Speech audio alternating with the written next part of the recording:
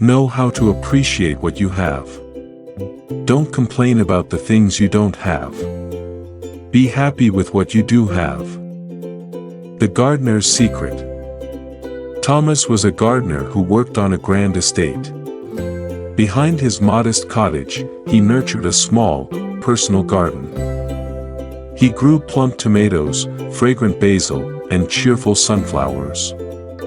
He found deep satisfaction in his daily routine, his heart full of quiet contentment as he enjoyed the simple harvest from his own land.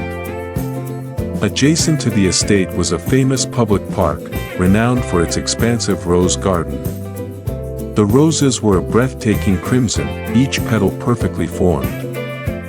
Every day, Thomas would pause and gaze at them, his own joy dimming. "If only I had roses like that," he would murmur to himself. "My garden is so ordinary. Those roses are true beauty." He began to neglect his own plot. Watering became sporadic, weeding was forgotten. His tomatoes grew wrinkled, and his herbs wilted. All his energy was poured into yearning for the crimson roses, and his own garden began to reflect the emptiness he felt. One morning, the estate owner noticed Thomas's longing stares. "Thomas," he said, "I see you admire the roses. The head gardener has retired, so their care is now your responsibility." Thomas was elated. His dream had come true. He devoted every waking hour to the roses, pruning, fertilizing, and protecting them. But he soon discovered their true nature. The roses were terribly fragile.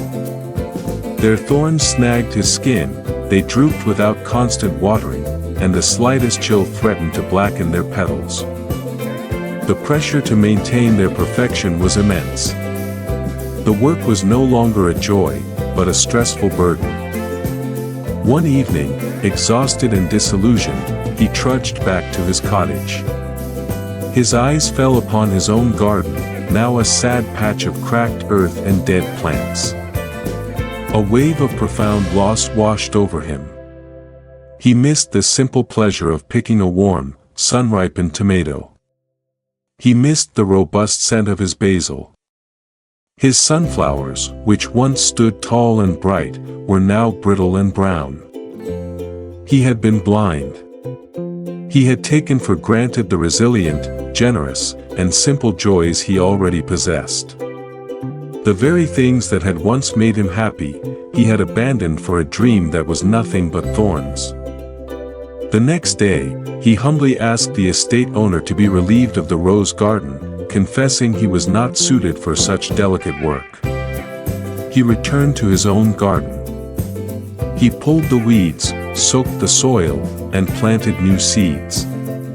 It took time, but slowly, life returned. When the first tiny tomato appeared, he felt a surge of pure, uncomplicated joy that the perfect roses had never given him. Sitting in his revitalized garden, a plate of fresh-picked produce beside him, he found a piece he had foolishly cast aside. Thomas finally understood that his humble garden was not inferior, it was his own unique and abundant source of happiness. The lesson Thomas's story teaches us a profound lesson about gratitude. We often spend so much time admiring and coveting what others have that we overlook the value of the good things already within our grasp. Like Thomas, we can dismiss our own gardens, be it our health, family, work, or simple pleasures, in pursuit of something that looks glamorous but is often fraught with difficulty. The takeaway is this: true happiness does not come from possessing the most perfect things, but from treasuring and nurturing what we already have.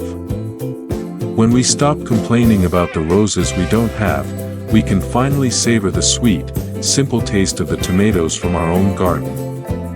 Learn to be grateful for and care for your own plot, for it is the most genuine and sustainable source of true contentment. Thank you for listening to my story about the meaning of life. Please like and subscribe.